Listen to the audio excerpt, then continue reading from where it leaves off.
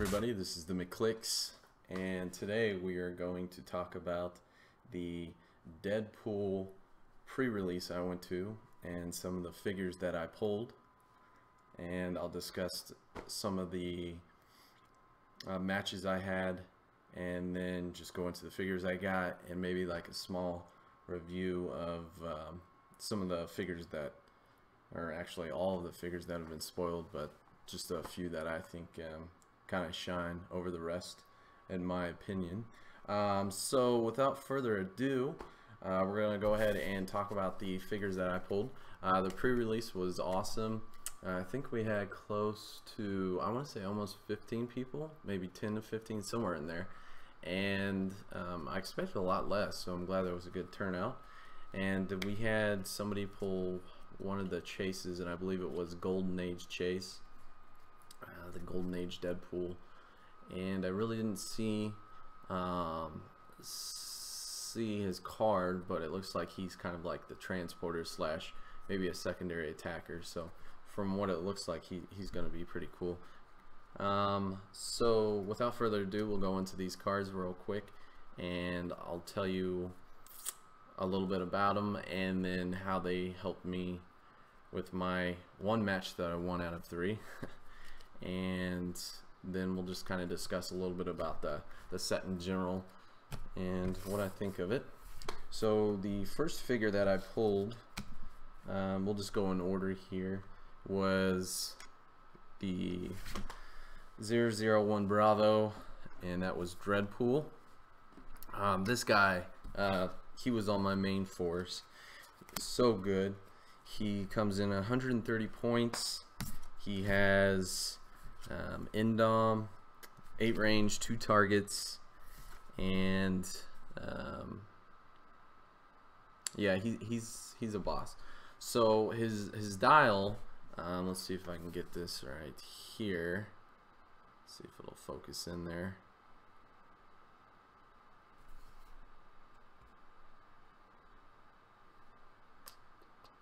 Trying some new testing with these cameras, seeing if I like them.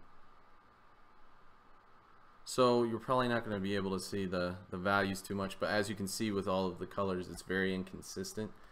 You know, it goes from, I guess a consistent would be, it goes to range, the next would be close combat, range, close combat, some phasing, pulse wave, close combat, and some more phasing, pulse wave, and some regen. But yeah, even though, I mean, he's got great values, 130 points, 8 clicks deep long, and it really helped me through my matches, even though he was pretty much the first one to go down. So we'll go ahead and read his trade off real quick. It's called Deadpool Illustrated. Deadpool can use still energy, so he has traded still energy, which is fantastic. At the beginning of your first turn, choose a named keyword on an opposing character Choose a named keyword an opposing character possesses. At the end of your turn, give Deadpool a free action to make a close or ranged attack targeting a single opposing character with the chosen keyword if he has not attacked any character with the chosen keyword this turn. So a little bit more about this was my first match. I read over it pretty well and I understood it, and I used it. I was playing against a Cable team with Cable, the rare Deadpool, the one that can roll a dice and use phasing, whatever, and half that result of the dice roll he can phase up there. And then it was also against Phantom X, yeah. So that was the team I played against. So, you know, I named a keyword that Cable had because I wanted to try and make as many free attacks on him as I could. So that really helped me out a lot. This guy is really cool. So what you could do was, or what I did was, I targeted a character that didn't possess that keyword that I chose, and I can't remember which one I chose, but the other two didn't have it. So you could target them, and then if he was within range of Cable, then 8 range. That's a pretty good chance he is. Then you could target him. However, the Cable in this set has traded stealth, and he doesn't have any approved targeting stealth. So what I would usually do with this on a stealth character is try and shoot somebody at range if I could. If they were stealth, then what I would do would just simply move up next to Cable or another stealth figure, if you chose a name keyword with that other figure. But in this instance, it would be Cable. Move up right next to him, and then boom, you've got a free attack at the end of your turn you can make. Now you got to be careful though, because this guy's a big target. He doesn't have any damage reducers. He's got a starting 18 defense with Perplex and super senses, so that's something to look at. But yeah, without his damage reducers, it was a real it hurt him a lot. But he has traded still energy, so that'll help you out. So this guy is awesome. He served me fairly well, and we'll discuss a little bit more about my matches later on. Next, I got Madcap. Here is Madcap, and he's in his Deadpool attire. There's his little dial, but you guys can really, I'm sure you've already seen this for most of you, spoiled or whatnot.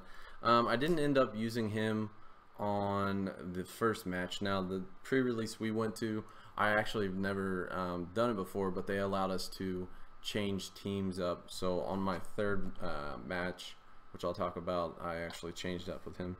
He's pretty cool. So he's got the I'm the Deadpool brand mercenary you hired. Once per action for all characters with this trait, one another friendly character with the Deadpool core keyword would be KO'd. You may instead turn that character to its last non-KO click, then heal it 3 clicks.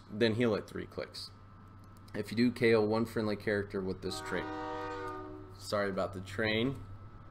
So that was Madcap, and I mean he's also got excuse me, yeah, I'll go on with his other traits here. He's got Boop. Adjacent opposing characters can't make attacks unless they attack a character named Madcap. He also has the instant healing, which is really annoying. Whenever Madcap takes damage after actions resolve, roll a d6, heal Madcap of half the resolve. So I'll go into more detail about him later when I actually talk about the match I played with him. Next, I got Rogue Scientist, and Rogue Scientist is only 35 points. Excuse me, Madcap was 100 points, if I didn't say that. Three clicks deep. A nice little support piece. He can use Outwit, and adjacent characters of equal or higher points may be given a power action to use Outwit until your next turn. So I actually ended up using him on my third match, so I'll talk about him in a second when we talk about that. Next, I got Tippy Toe. Tippy Toe is a little squirrel here with a little pink ribbon. 25 points, 3 clicks long. Sorry, I'm not really showing you guys for the value. I know the camera's not focusing really well. I just want you to see what powers they have. So Tippy Toe has Squirrel Talk. Give Tippy Toe a free action to deal 1 damage to an opposing character within 8 squares, and line of fire that occupies permanent hindering terrain. So I really wish I had Tippy Toe when I was playing against Stealth Team 1, because they had Phantom X and Cable. Obviously, if they have damage reducers, then it's really not going to deal much. But if they don't, which there are a lot of figures that don't, then Tippy Toe will help out. I actually used Tippy Toe on my last team as well. Next, I pulled Asp, 50 points. Dun, dun, da, da. Focus, maybe Focus, no. Ugh. Well, anyways, you can see sidestep, combat reflexes, and Bad Girls Incorporated. Asp can use plasticity when she successfully breaks away during a non-free action. After actions resolve, heal her 1 click and deal 1 damage to each character she broke away from. Bioelectric Venom. Aspa can use Incapacitate. When she does, after action resolve, deal 1 damage to the hit target and each opposing character adjacent to it. She's doing some crazy damage to characters around her. One clicking down to each, and people who she broke away from. So a nice little, I guess, little support piece if you want. I didn't end up playing her, but yeah, you got Asp there. Next, I got the 017 Deadpool, or the Bang Bang Deadpool. So there's that, and pretty good dial for 75 points. See all the different powers that he has. I only got 1 shifting focus. I wasn't expecting to get 2 shifting focus in a sealed. I mean, you can hope for it, but I don't know if too many people. I don't even know if 1 person even got 2 shifting focus in the same. Maybe they did. They just didn't play with him. But he was on my main force. What stuck out to me when I chose him was 75 points for 7 clicks. I saw some penetrating psychic blast, energy shield deflection, range combat expert, and pulse wave. So I just was like, yeah, I need to put him on there. And he's got his bang bang trait. When he hits 1 or more opposing characters with a ranged attack, you can put a bang token on his card. Once per turn, you may remove a bang token to reroll Deadpool's attack roll. So that helped me out my first game as well. The bang bang token, I actually forgot a few times to use it, but overall that really helped me. He's got improved targeting hindering terrain, so I saw that as a +2, so I was definitely like, yeah, I need to take him in case there were stealth figures, and there were. It's a pretty cool sculpt. I can't wait to get all the shifting focus. I'm going to try and collect them all and have some fun with them. So we'll go into more detail about the strategy with them when I talk about the matches. Next, I pulled Domino, and Domino is awesome, and especially in sealed. She has traded stealth, she has the bad luck lady, so she has traded probability control, and when an opposing character rerolls an attack targeting Domino, immediately modify the attacker's attack and damage value by -1. Now, something just came to mind. I don't know if this will work. It's not a unique modifier, so I'm wondering if that stacks.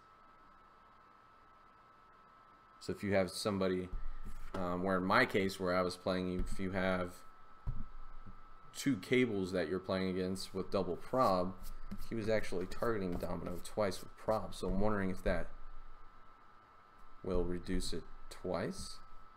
I don't know. I'll have to find that out. If that is the case, then man, that could have changed things. But yeah, reduce the attacker's attack and damage value by -1. That helped me out a bit, which was nice, especially in the second match.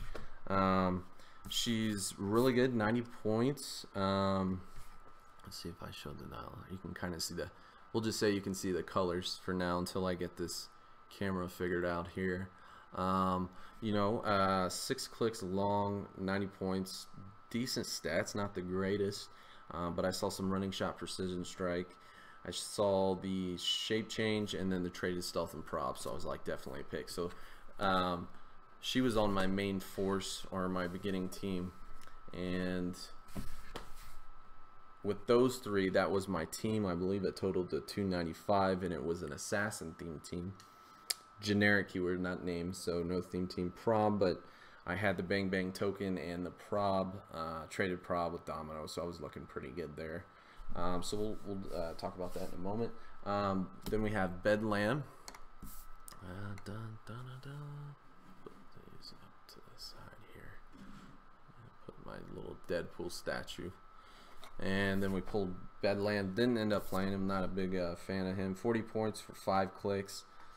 Not bad. 3 last clicks. He has energy shield. Starting sidestep. Opposing characters. Bio EM field.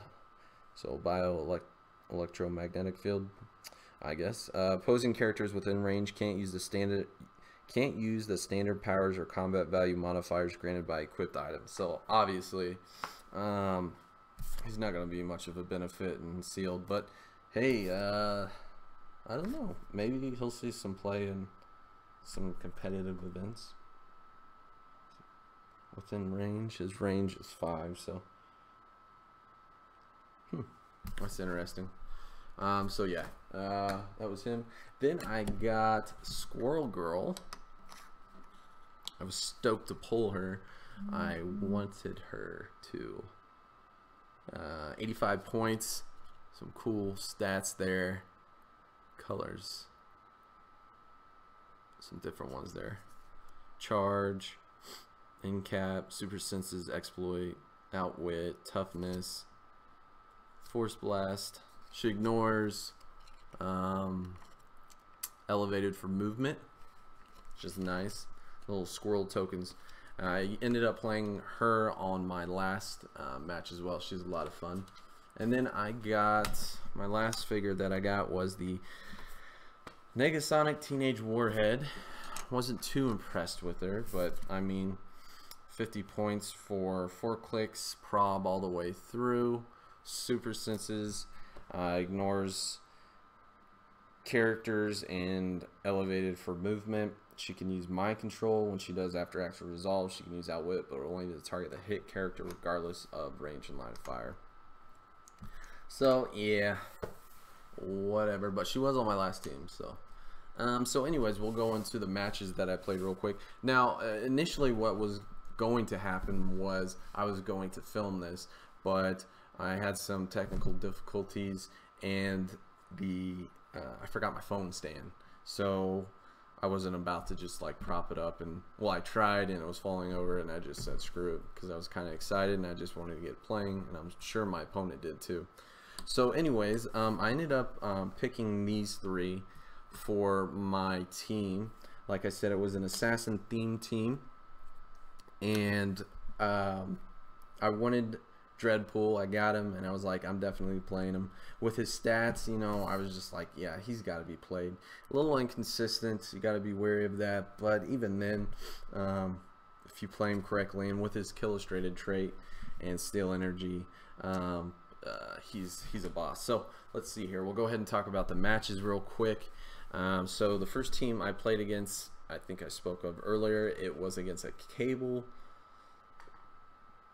Phantom X, and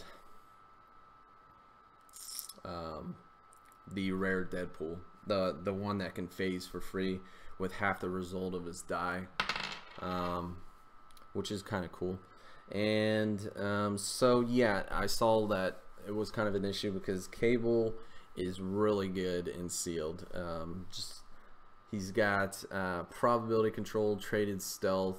He can, I think, phase up to 5 squares and then make a ranged or close attack.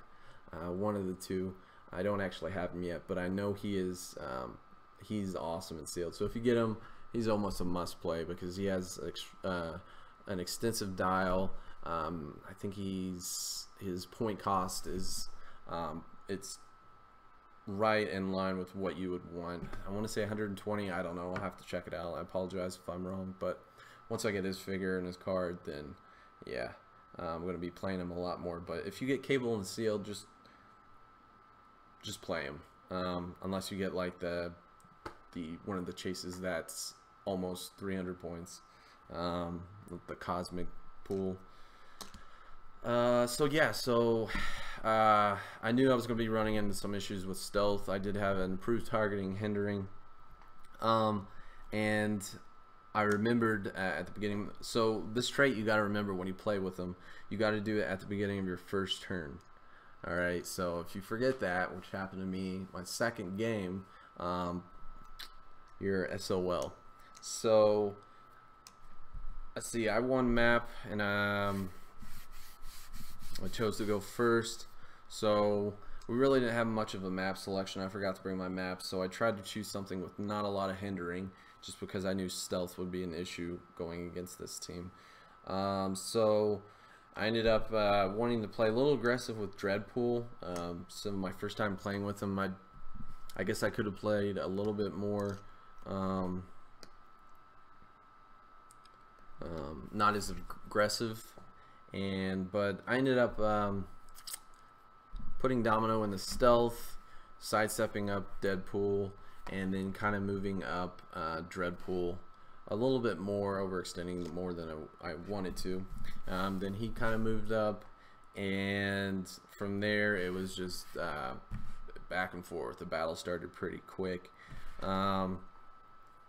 Dreadpool took some hits from Cable, I believe, and then he so that was the thing with Dreadpool. It was like instantly with 2 of the games I played, he would go up and then he would instantly get hit. So it's really hard when you're dealing with stealth. He's got running shots, so you can maneuver if you can do it that way, but when you're going against stealth, it's pretty tough to not get in the fight with this guy. So I chose to push him up, and he ended up doing well.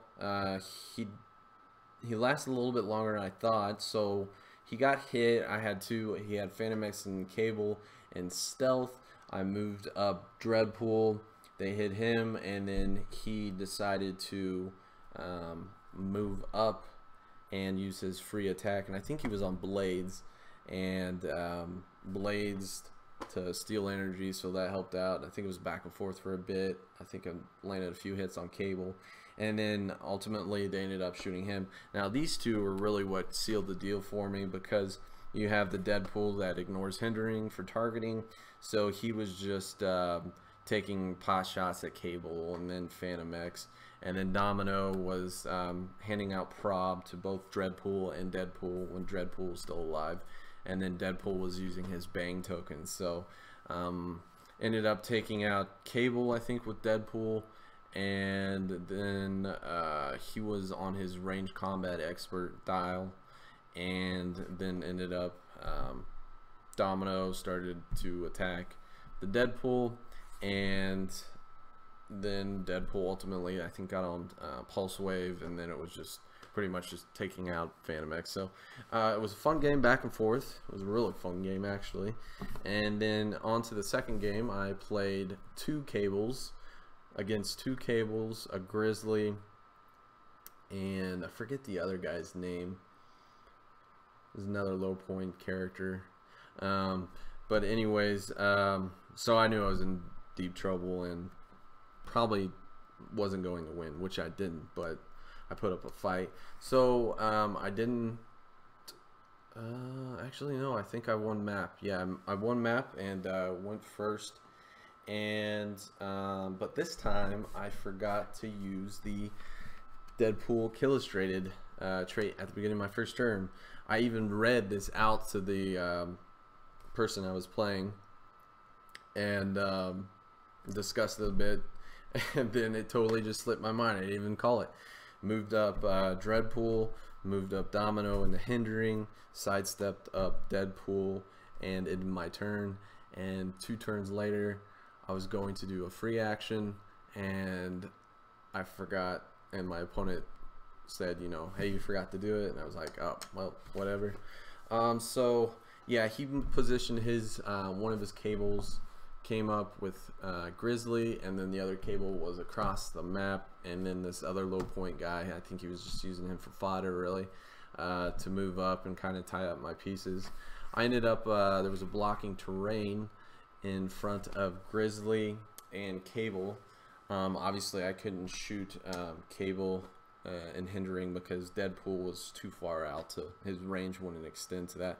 However, what I did was I had Domino and hindering, ended up shooting one of the blocking terrain or a wall.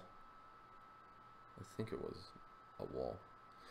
Anyways, blowing that up, and then Dreadpool went in and running shot Grizzly, and then so that's the thing, is he kind of left himself open for the other cable, but you know, I had a high defense and I had Domino's prob to kind of support, so ended up doing that. And then his turn, I think he missed Dreadpool. I think I succeeded with my super senses, And then next turn, I was able to sidestep up Deadpool, try and take a pot shot at Cable. I think I ended up whiffing that one. Dreadpool ended up killing Grizzly, which is nice because I think he had a heavy object with him. And then the tie-up piece came up. Next turn, Domino ended up killing him. And then, yeah, I was up 3 characters, didn't even take damage yet. And then these Cables are just, you know, if they get in hindering, you need to move up on them or have somebody who has improved movement, improved targeting hindering, because you're not going to be able to prob them because they're in hinder or stealth.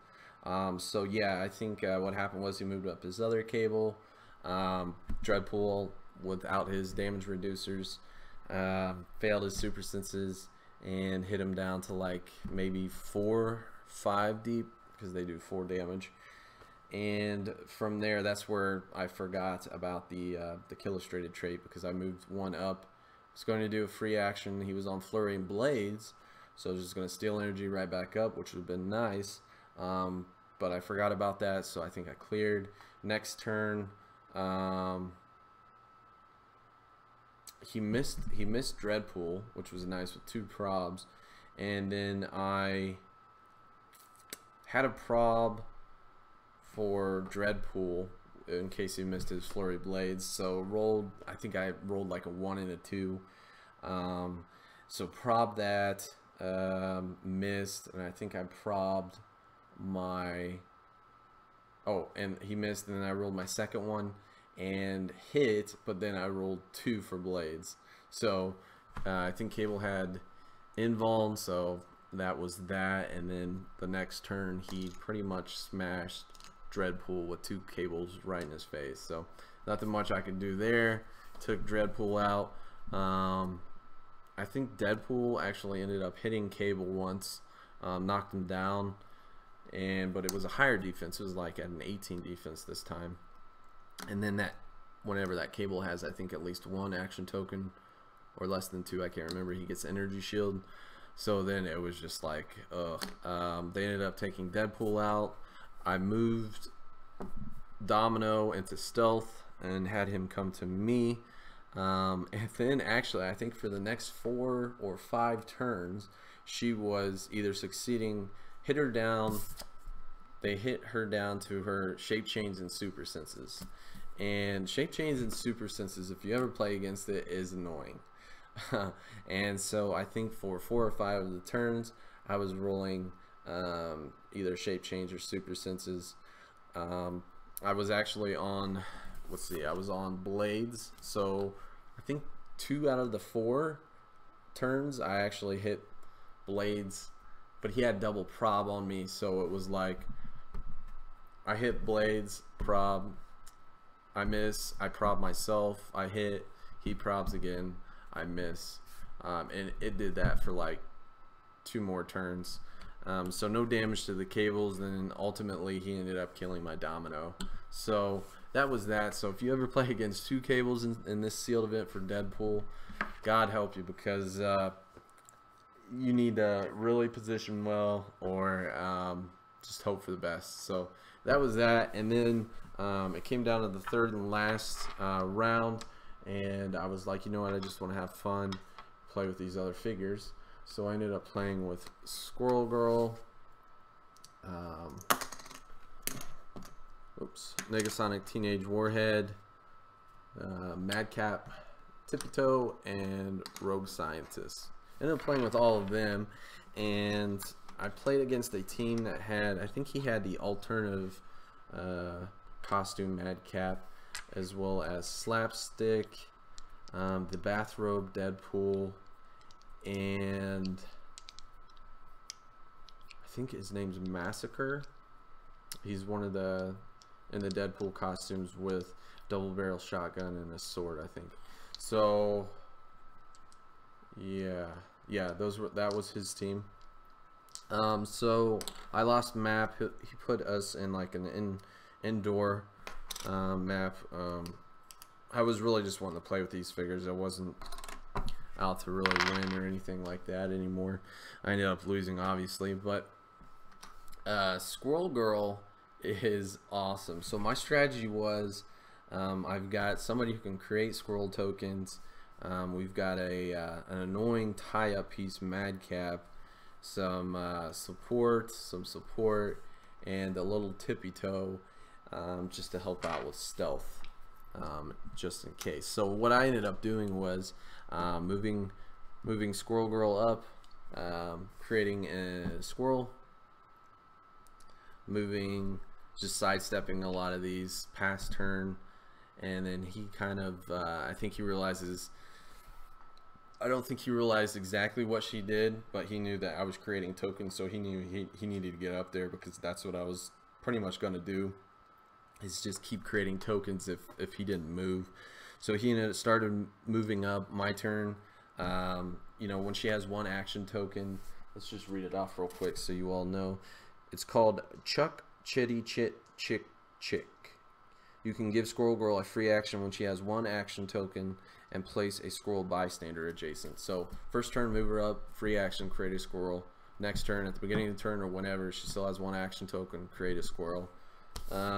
So I wasn't pushing her anything, so then what I would do, I would clear, keeping these kind of positioning them around to kind of protect. He would move up some more, move her, create another one, and I ended up doing the next turn the squirrel armor, because that'll give her +1 to her combat values for the rest of the game. So you'll remove those 3 squirrels, and then she'll get squirrel armor. And then she also has the fighting squirrel man. You can give Squirrel Girl a free action if there are 6 squirrel bystanders on the map. You can replace them with a squirrel man bystander in one of their squares. So the two different squirrels. The squirrels, really, they just have leap, climb, 7, 8, 16, 1. Their special damage ability is their actions don't count against your action total. And then you have Squirrel Man, who has a 9, 11, 18, and 3 with charge, super strength, impervious, and also their actions do not count against your action total. So I think in hindsight, I should have actually created the fighting Squirrel Man first, but I ended up getting her stats up pretty quick, actually. So she was sitting at a 9, 12, 18, and 4 with charge and exploit, which is pretty nice. And then from there, I think he moved up a little bit more. He ended up actually, I think it was charge, flurry, and blades, or something like that. But it was pretty much, he moved right up and killed Madcap in one shot with that flurry. I was really hoping he wouldn't, but so yeah, I couldn't heal or anything like that. So he was pretty much out of the game from there. And then I think what had happened was Tippy Toe says that you can give her a free action to deal 1 damage to an opposing character within 8 squares in line of fire that occupies printed hindering terrain. So I ended up shooting a wall, putting hindering terrain down underneath, and then I guess myself and my opponent didn't know at the time, and then we figured out later, was Tippy Toe did 1 damage to that character that was in hindering, but come to find out it needed to be printed. And so yeah, so I started making more squirrel tokens just because I was having fun making these squirrels. Use them, they're fun little tie-up piece. I mean, they're tiny, so they'll get your opponent will get +1 to their breakaway, so it's not really going to help that much, but it's better than nothing. So I was just pushing them up, blocking them off while I was creating more. But ultimately he came in, I actually mind controlled somebody and tried to do a charge flurry. I think it failed, and from there it was just I think he took out another piece, and I didn't end up KOing anything. So, but this Squirrel Girl is awesome. I'm gonna have fun building teams with her. She's only 85 points, and you know, making those squirrel tokens and pog generator teams are fun. I think she'll be quite an enjoyment for some people if they want more bystander / pog teams, for sure. Let's give her a look. She's only rare. She's unique, obviously, so can't be going crazy with the squirrels, but Maybe somebody can start playtesting or create some teams. I know I will be in the near future. Yeah, not too keen on the Teenage Warhead. Rogue Scientist, you know, giving somebody outwit. I wish it was a free action, but you got to give them a power action to use it, which would be nice. Madcap's got some cool healing abilities, so maybe in the future, who knows? 100 points, kind of hefty, but maybe on some theme teams or something like that. Tippy Toes, fun. Be fun to play on a theme team with Squirrel Girl. And yeah, that was my pre-release evening. So sorry I didn't get to film it, but I wanted to at least talk about them to you guys. So I know a lot of you are having a pre-release event coming up. So have fun, and hopefully you get some cool characters. And I was really hoping, obviously, you know, everybody hopes for a chaser. The Ultra Chase in this set is a unicorn, Deadpool on a unicorn. A little bit of advice: don't go out and go unless you really want it. Don't be spending $400, $500, $600 for this Ultra Chase that people are asking for. Just save your money and try and pull it.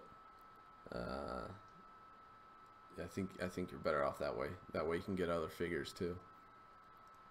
So yeah, this set looks really fun. I'm excited. The chases look awesome. I think my favorite so far is the pirate pool or pirate Deadpool. He's really dope. Check him out. I don't know his stats specifically, so I'll just let you look online about that. The pirate Deadpool. And yeah, this set's awesome. It's got a lot of Deadpool Core, X-Force, X-Factor.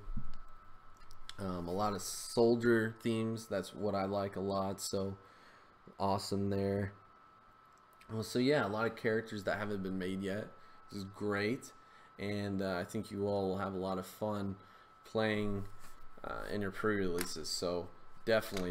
I mean, this Deadpool was a common prime. If you get him, I would say play him. Just don't be as aggressive as me.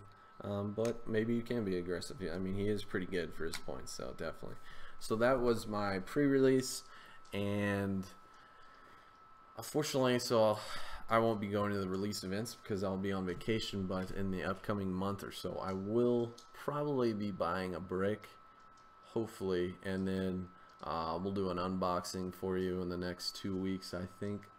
So that'll be fun. Not a case, just a brick. And yeah, the chases look fun. There's a lot of cool pieces in here. Some low points, some high points. I mean, you got a chase that's almost 300 points, I believe. So I think the sealed sealed set for sealed is awesome. I really enjoyed it. I think I actually liked it more than the Joker's Wild, because with Joker's Wild, you know, you were having, if you go into sealed and make a 300-point team, you might not even make a 300-point team with some of those figures. I remember one that I played in, I think I was at 240 at the most, with all the figures I had and the 2 boosters I pulled. So, but with this set, you know, you got some wide things. You know, you got a 130-point piece, you got a 25-point piece. So you guys are gonna have a lot of fun with this set. So that was my Deadpool pre-release experience. I hope you guys have fun when you go to yours. Can't wait to see some of the videos that show you know, reviews and what they think of the set, and hope you guys have fun with this new set. I got the little Deadpool statue here that I think I got this from Loot Crate. It's pretty cool. Let's see if we can put them up front here. This is Deadpool. It's exploding out. Pretty cool, huh? So yeah, this is the McClix, and I'll try and get this video posted tonight before I head out on my vacation, and then probably starting in 2 weeks we'll get back onto the videos again, and who knows, maybe we'll get another game in tonight and I'll film that. So thanks for watching. Hopefully you guys will subscribe. If not, cool, just have fun playing Heroclix, because that's what it's all about. Alright, have a good one. Goodbye.